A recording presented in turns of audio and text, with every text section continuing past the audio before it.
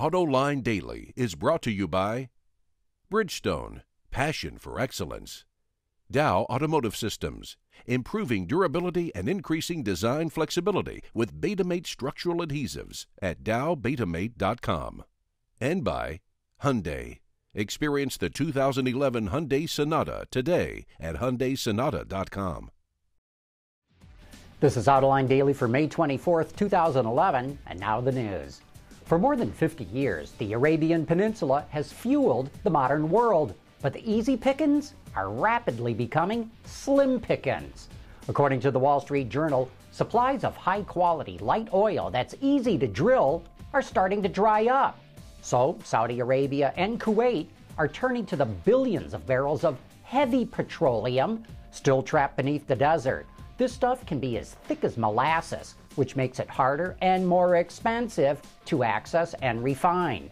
The fact that the Gulf countries are even thinking about tapping these reserves shows just how much demand there is for petrol these days.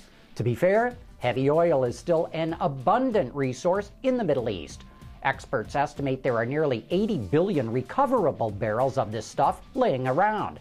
And for more fascinating information on this story, hit the link in today's show notes on our website at AutolineDetroit.tv. Back when Toyota was getting pounded in the media over quality problems, recalls, and the unintended acceleration issues, it formed an independent panel of outside experts in the United States to advise it what to do. First off, they recommended the company form a chief safety officer. They also said Toyota followed a top-down management style with too many decisions made in Japan. That prevented its managers in North America to take the initiative to solve quality and safety issues. They also suggested that Toyota allot more time to developing new products so it can do more testing for safety. Toyota thanked the panel for its input and said it would start implementing these suggestions. Louis Renault built his first car in 1898 and went on to build one of the greatest car companies in the world. During World War I, his company built the FT tank, which has influenced tank design ever since it was the first tank with a rotating turret. But in World War II, he collaborated with the Nazis, and upon his death from poor health in 1944, the French government nationalized the car company. Fast forward to today, and Louis Renault's heirs are suing the French government for seizing the company and not providing them with any compensation. Bloomberg reports they could get up to $140 million, which would have been the value of Louis' holdings in the company in 1944. And in related news, sort of, Carlos Tavares, who currently runs Nissan's operations in the Americas, will likely go to Renault as the number 2 executive there, reporting to Carlos Ghosn. That position had been held by Patrick Pallotta until he resigned after the botched espionage case, which accused the Chinese of stealing electric car technology from Renault, but then it later turned out not to be true. The Mercedes-Benz Sprinter is a great workhorse. To build on its success, Autoblog reports the company is seriously considering bringing its smaller Vito van to the U.S.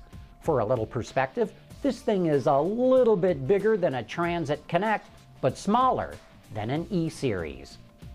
GM just hosted a media event in South Korea for the Chevy Cruze 5. According to Wards, this hatchback should be available in the Korean market very soon, and it'll be exported to Europe later this year. Base price is 17 million won, that's less than $16,000. As you'd expect, a 1.8-liter gasoline engine and a 2-liter turbo diesel are available. No word yet if it'll ever be offered in North America, so all you hatchback lovers out there, don't hold your breath. Uh-oh, perhaps Warren Buffett needs to pay attention to this next story. Chinese automaker BYD, a company that Buffett invested in, is boasting about how well its electric vehicle, the E6, performed as a taxi cab during a 1-year trial run. However, according to China Auto Web, the Kunpeng Electric Taxi Company, which operates the fleet of electric cars, is telling a different story. The general manager of Kunpeng says the company has lost a lot of money using BYD's EV as a taxi. Even though it does save a lot on fuel costs, the E6 is 3 times more expensive than a regular taxi cab, and parts and service cost twice as much. And because it needs to be recharged throughout the day, it cannot earn as much as a regular taxi. During the 1-year trial period, Kung Peng lost 7 million yuan, or just over $1 million, using BYD's E6. Lancia unveiled the Epsilon earlier this year at the Geneva Auto Show, and it's now getting ready for its release next month in Europe. The B-segment vehicle is designed to look like a 3-door vehicle, but actually it's a 5-door and can seat up to 5 people.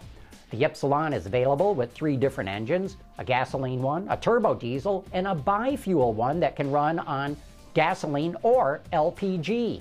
Stop-start technology is also available. Fuel economy for the gasoline engines range from 48 to 62 miles per gallon, and the diesel gets a combined 56 miles per gallon. The bi-fuel model doesn't have any numbers yet. Last month, we reported that Chrysler will not bring a rebadged version of the Epsilon to the North American market, but in Great Britain and Ireland, it will be sold as a Chrysler. Coming up next, we hit the road in Kia's brand new Sportage SX. What if we always settled for the first thing that came along? Then we'd never have gotten here. Introducing the Sonata Hybrid from Hyundai. Kia is pushing into new market segments. Its SX lineup is designed to offer buyers a premium, sporty driving experience. Autoline Daily correspondent Craig Cole takes to Florida's freeways to try and test them all out. We're in Orlando, Florida right now at the Hard Rock Hotel, and we're going to try to do our own version of a cannonball run down to Miami to try to get into all 4 of Kia's new SX vehicles, including the Optima, the Forte 5-door, the Sorento, and the Sportage.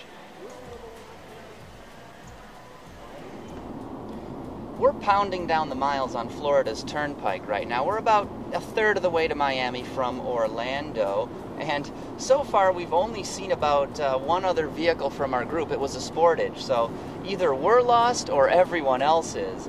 Speaking of the Sportage, that's what I'm driving right now, and this is a great little compact crossover. It's fun to drive, the steering is nice and tight. Kia's new turbocharged 4-cylinder engine has plenty of power when you get on the gas, even at highway speeds. Again, this is replacing a V6, plenty of get up and go. All around a great vehicle. The only suggestion I would make is I think this thing needs a little more sound deadening. You get a little bit of wind noise and a little bit of road noise when you're driving on the highway.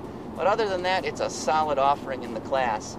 And I think we're going to try to see if we can catch up to the rest of the group now to swap out into another vehicle.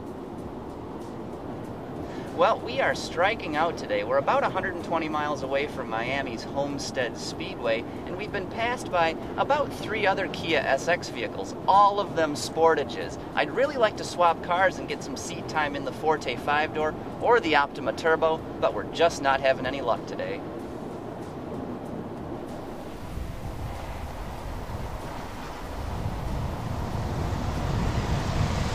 Well, unfortunately, we didn't manage to get into any of Kia's other SX vehicles on this trip, but we did have a nice 250-plus mile drive down to Miami from Orlando. And from the sound of things, there's a race going on, and I'd like to check that out, so I'll catch you later.